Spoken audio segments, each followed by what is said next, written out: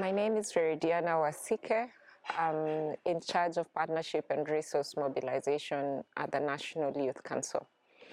The National Youth Council is a state agency under the Ministry of ICT, Innovation and Youth Affairs. Our mandate is to advocate for youth matters in all spheres of life, not limited to social, economic and political spheres. This season, we have seen a lot of negotiations going on. The big question for us was how are the youth negotiating and what is their negotiation power?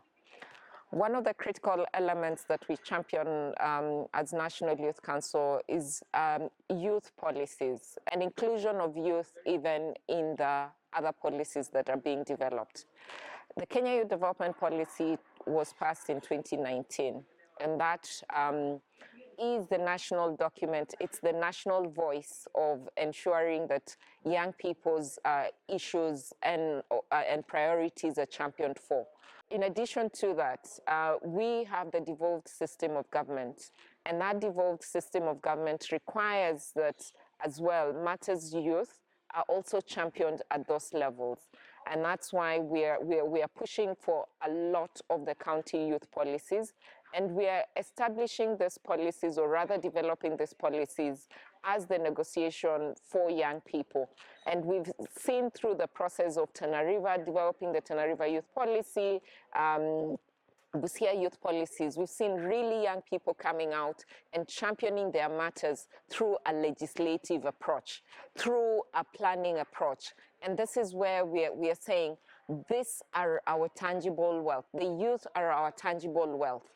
And because of that, they need to action these processes themselves to harness the wealth, this tangible wealth, or this potential for young people. It has to really enforce the young people being at the driving seat. And being at the driving seat is ensuring that they are legislating, they are advocating for their matters through the set structures. And the set system and structures are actually, these policies are actually the acts that need to go through. So we are looking at this process and also the role of National Youth Council in this entire process. And I would like to just bring to context at how fast we have been able to achieve the Busia Youth Policy and also the Tana River Youth Policy.